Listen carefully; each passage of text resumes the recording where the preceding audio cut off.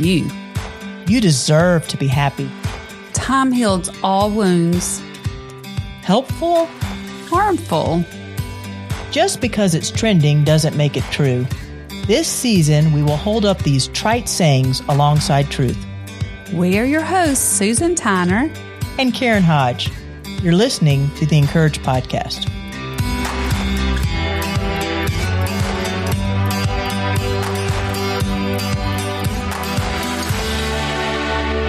Well, welcome back, friends, to the Encourage Podcast. We don't know what kind of week you've been going through this week, but maybe it feels a little out of control. Odds are, yes, because I don't know a week that has ever felt in control, right? Well, I think we're going to get to that here in just a second. So hold on. Our topic this week, just the trending statement that is probably not true, and we know it's not true, is let go and let God. There might be some truth in it. And so we're going to hold it up to the light. And so I just thought I'd start just a little bit with Carrie Underwood, because I don't want to throw her under the truck, but I do think that people often quote this song that she sings, Jesus, Take the Wheel. So it's as if she's driving. I just want to say, I don't want to be snarky, but the refrain goes, Jesus, take the wheel, take it from my hands, because I can't do this on my own. I'm letting go. So give me one more chance and save me from this road I'm on. Jesus, take the wheel. Have you ever said, Jesus, take the wheel? Yeah, I have. And I love Carrie Underwood. And I get what I think this is one of those sayings that you like, I don't want to be snarky or picky. Right. I get where it's coming from because there's some good things she's saying. And we'll get to that. But, I have. And as I'm doing it, it is like I'm going, this is not me. This is Carrie in my head. And it's so catchy. And it's like when I'm losing it, I'm like, Jesus, take the wheel. But you're right.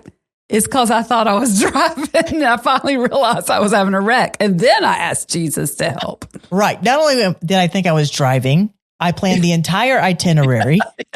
I packed the snacks for the trip. And then, oh, by the way, now Jesus, take the wheel. Because the road that I'm on is like the plan A of my life. Is not the one that that's not the road I want to be on.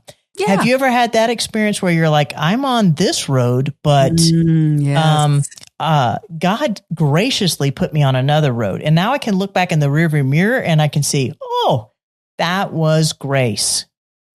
Yes, I would say the thing I don't know if I had, definitely plan A's, plan B's. I thought I'd grow up and I thought I would get married at this age. And I thought I'd have these kind of children. And yeah, that was plan B from the get-go. But the biggest plan B of my life that really, really diverted off a path, like a major highway diversion, was moving to Texas. And I was just turning 50. We had been in Oxford, Mississippi for 20 years. Our children grew up there. We had really tight community. We loved our church. It was kind of like perfect. Now I do remember having this unsettled feeling in my heart at some point, like I'm almost getting bored, and which is interesting to look back at that, because we even talked about, should Lee take a certain job? Actually, it was this job. The job that brought us here was open, and we decided not to because we were just so happy. What idiot would leave Oxford, Mississippi, this cute small town where we had friends and family and blah, blah, blah. So anyway, God definitely took plan A out of our hands, moved us to here for that job that he did get. It was crazy. So I won't go into all that. But, oh my word, at first, it was I knew God was doing it because it was so hard. I thought I would have flipped out before I ever left that house. We had built it. I did not know I could leave Oxford. So that was really good for me as kind of like a test of, that was I was surprised but it was because Jesus was giving me that heart.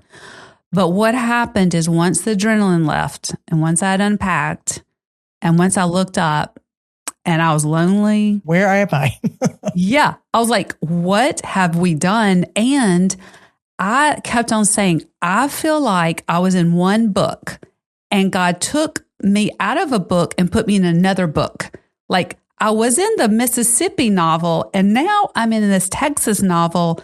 And what just happened? It was that tearing, like that so weird feeling to me. And so I can now, 7+ years later, I am now like when I used to drive home to my old house that I had at first year, I still felt like I was moving to Texas every time. Now I feel like in my new neighborhood, it's like my neighborhood. I kind of like coming home to it now. It feels more like this is where I am. And I've started to make friends, really good friends. I love the church here. It's just, I don't know. But God did all that. And I never would have grown the way I have through all that. Like it has been hard. But that hard has challenged me, and God has been there to meet those challenges. So I've not been alone. And I as much as it was hard, it was really worth it. And I never could have said that until probably in the last year or two. Yeah. So and be. Oh, yeah, I know. And my story for sure is, I've moved so many times. I think I live in pilgrim school. I'm still in kindergarten because God has so much to teach me. But when we first moved from Charlotte to plant a church in South Florida, Chris and I drew up basically what would be the perfect church. Mm. We should have known that if we were the only two people in the church, that it wouldn't have been a perfect church. But God had a better plan. He wanted to teach us about his bride by bringing all these people to faith. And I was like, oh, we'll just gather all these, fat believers, Christians, and that'll be the church. And so, I mean, my letting go moment really was of saying, you build your church your way in your time, and I get to be a part of your church. It's a privilege. And it took 10 years there for me. I still remember when they had the goodbye celebration before we moved to Naperville, I turned around and I was like, oh, that's what you were doing. Oh, wow. Mm-hmm. It was one person at a time. It was one family at a time. It was one part of my heart at a time that had been deconstructed. All my little Sunday school girl answers had been ripped to shreds by all the non-Christians and the new Christians who were saying, I don't even know why do we believe this? And where's that in the Bible? That was God's ordained classroom of relinquishment and surrender. Yeah. And so this idea of letting go and letting God, there is some truth under it, right? Like if Carrie Underwood singing Jesus Take the Wheel, she's hit a brick wall somewhere. She's at the end of her road.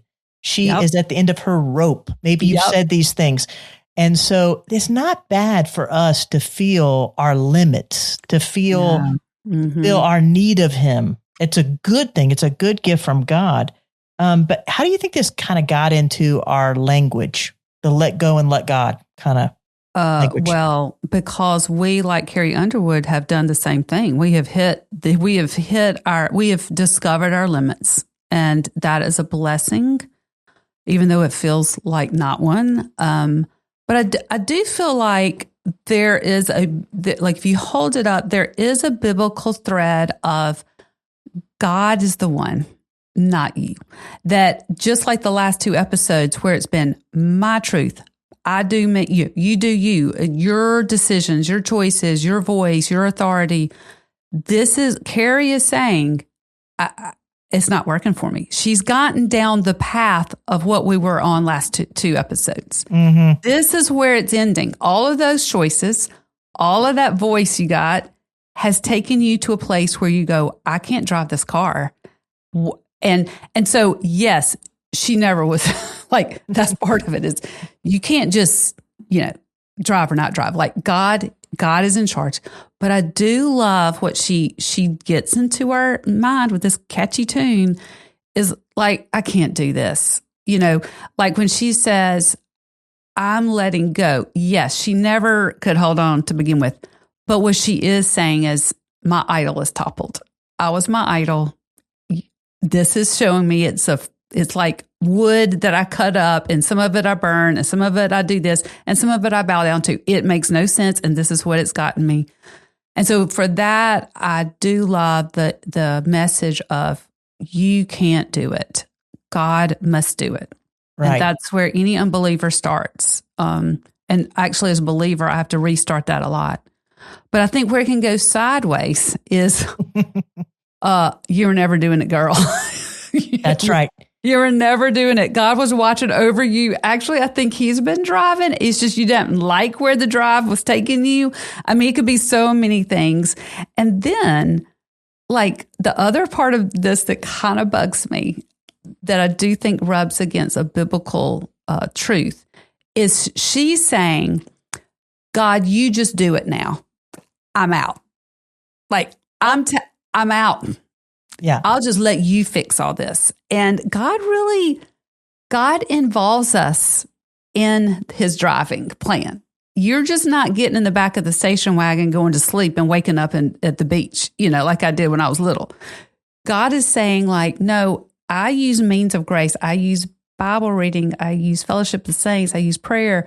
Like, you are going to feel this, and I'm going to take care of you. And I'm driving, but you can't follow, like, you're not totally passive in this. So I think some of this feels like a cop-out to me of, you know, I'm just letting go. God will make it work out. It'll all work out. I don't have to do anything. I don't have to be nice to my mama anymore. I don't have to forgive my sister, or I don't have to go back and confess that I stole from, you know, the taxes or whatever. Like it's, there's a little bit of a, yeah, I'm not sure that's exactly what God said. Yeah, that's why all these things, like, they resonate, because there seems like there's a strand of truth in there. Uh-huh. But yeah, so what you're talking about is the extremes, like passivity. We don't want to go all the way to passivity. That's right. But I know myself well enough. You can go back, and I'm on the record in the podcast of a self professed control freak. And control freaks, they are clinching on for dear life. So sure. I'll give Carrie this, you know, the whole idea of take it from my hand, like, there's a surrender aspect where Jesus is so gracious to pry our hands off the steering wheel or the idols of our life, whatever metaphor you want to take now, because his plan is so superior to our best laid roadmap or our best laid plan for our life. And yet that's not an excuse for passivity. It's an excuse for it's actually an invitation for engagement of wanting to watch what God does. Yeah. And participate with his best plan. And so in some moments, in these glorious moments, he gives us a glimpse. Look what he was doing. Wow. We can glorify him in that. He was doing more than we could see. He was always sovereign. He always had the best plan in mind. It's just a part of my sanctification of recognizing that following him is the greatest privilege of our life. And as we do that, our lives will truly have meaning. So the lie is that really we never had control.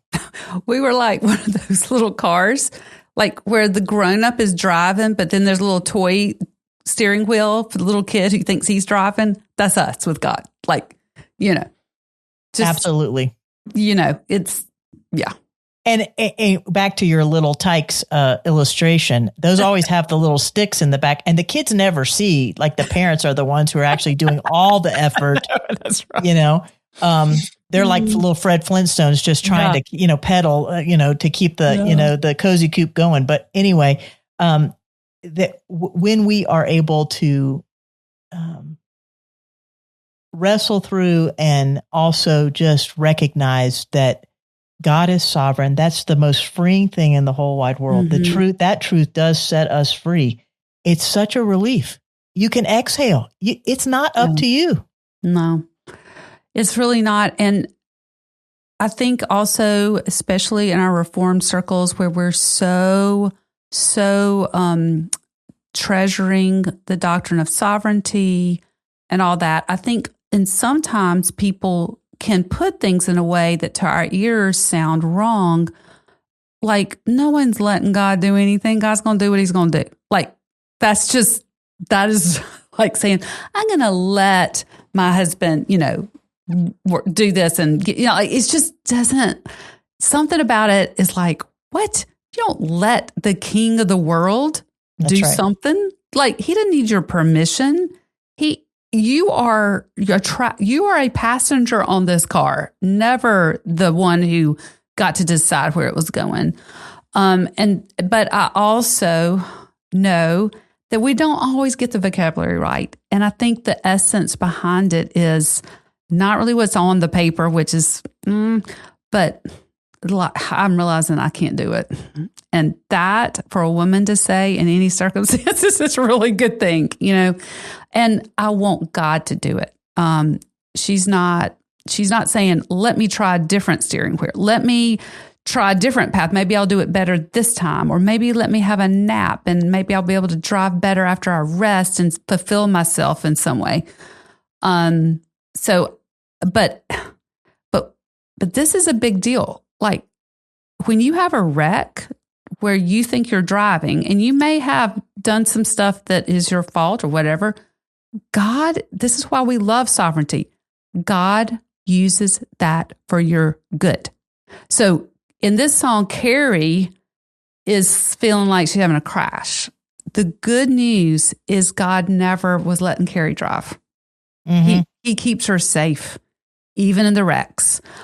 So I don't know. There's just a lot of nuance in this. And that's why I think we're going back and forth on it's like pinging different good things, but also pinging the shadows that are not true too, and they're very subtle in our culture. Right. And I think wherever you're listening today, whatever you're going through, whatever glasses you're wearing, that will be your perspective on these things. Yep. Like today, when I say those words, when I say let go and let God, what's underneath that is my narrative that it's all going to work out. Yeah, that's right. But let God. God is, as you said, he's always working everything for our good and his glory. And that may mean suffering. Yes. And that may mean continued trials. That may mean ambiguity and where the journey's headed. Yes. It may mean that something's never resolved. Yeah. It is not like a song that just resolves the chord every time, but we live in a world that we hunger for the resolution of the chord. We want the end of the story. We want happily ever after the end.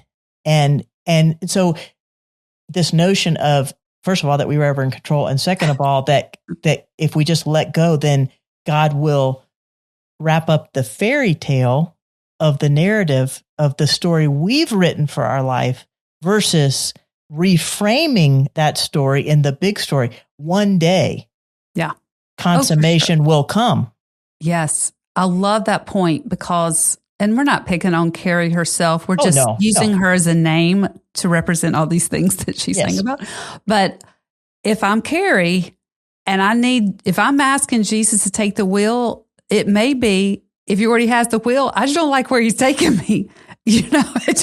That's not plan A where you're going. I want another driver. Yeah. I want another driver. And, so I think we can skin this cat so many ways, but I think the challenge for our listeners is, one, is God sovereign?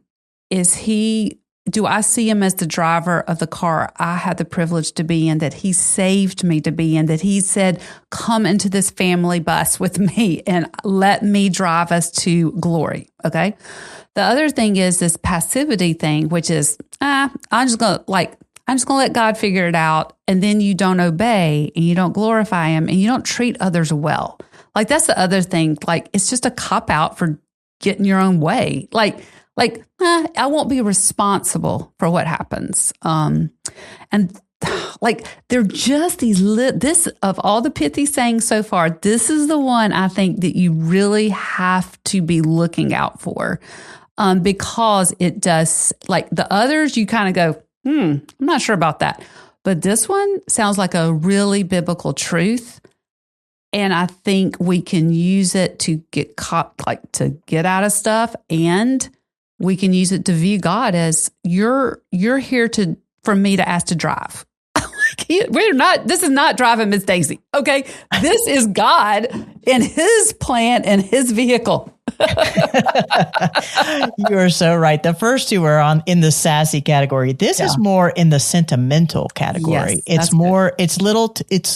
It's a little too soft.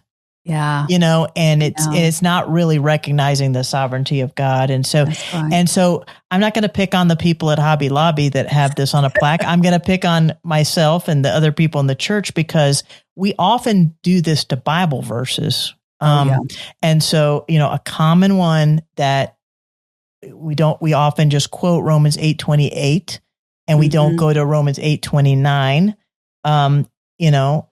where it says, and we know that for those who love God, all things work together for good for those who are called according to his purpose.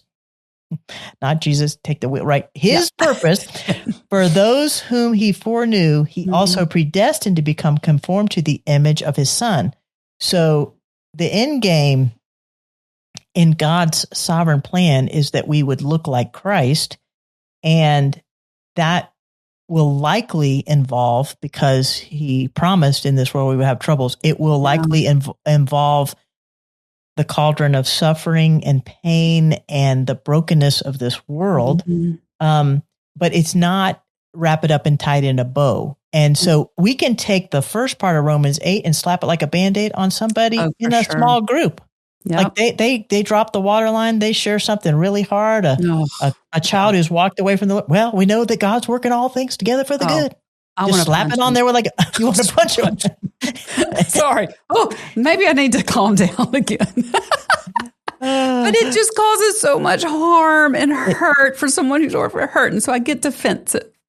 Yeah, you are a very compassionate person, but we can so easily either take a verse out of context. For sure. We can put our own spin on it. And so when we look at the whole picture, that's one of the beauties of expositional preaching. It's one of the beauties of studying the books of the Bible because we're going verse by verse through them. So we're not as tempted to pull out some verses and just slap a Band-Aid on somebody that's just shared something that's challenging. So maybe that's just only happened in my life. I don't know. But no. But anyway. Well, good friends remind each other what is true. And so this week we're going to give you a screensaver that says this: our God is in the heaven. He does all that he pleases. Oh, love it. God is on the throne. He is reigning. He is ruling, and he does what he pleases. Yeah. You may be trying to take the wheel from him. And he's like, no, I got the wheel already, sister. That's right. So it's a very short verse from Psalm 115:3. But again, we are talking about how truth is these truthful moments where we're speaking the truth in love, these realignment moments where we realize, we're not driving. We're not at the center. And if we believe these things, hopefully, I think as we close up on this one, I hope that it will not only free us, but it will give us peace. Yeah. Because it's not up to me to map out my journey, to get to the end of the road, to drive there or anything like that. I mean, it's not up to me. And there's a peace in that. There is. It's like when you're a little girl and, for those, I know not everyone had good daddies, but my daddy was driving, I could fall asleep. If my daddy were there, I knew that we'd eat. Like, I'm not saying my mother wouldn't, but I'm just saying I could relax. I didn't worry about the drive to the beach when they were driving. And especially I feel, I know men do this too, but as we get older, and we start seeing the path that never was plan A. Whether you're a mom of adulting children that you just had different expectations for how it would turn out, or you are that older woman going, okay, there's no more runway for reaching a dream I had. Like that kind of chance is over now. Or if you're a woman in a church or in a family or in a situation where you just cannot control all the things. You just can't. And I think that's good news for us that honestly, if I could, I wouldn't want the results. I would really, that's where I go, well, Carrie, maybe she was in a ditch. She was in the ditch with the water, which is where I would be if I were driving. Oh, that's a funny thing. Yeah. So, but our limits, back to landing the plane here, our limits are a gift from God. Yeah. And as we surrender, there is sweet freedom to rest, like you said, in the back seat of the car, that He is sovereign as a provider, as a protector, as a father that loves us more than we can possibly imagine.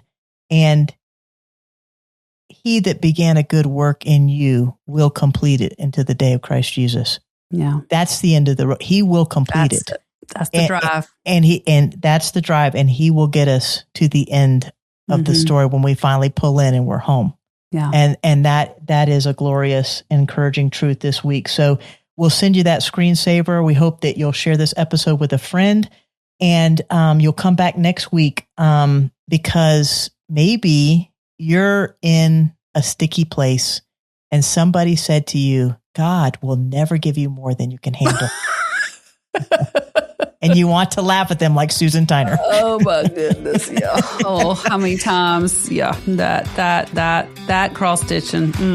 No. Yeah, that one does not hold up. So anyway, if you want to hear more about what we have to say about that, come back next week, next Tuesday on the Encourage Podcast. Have an encouraging week. We'll see you later. Bye, y'all. Bye. Thanks for listening to the Encourage Podcast, where we have one aim: to bring the hope of the gospel to the hearts of women. We've planned this year full of exciting connections, and we don't want you to miss a single one.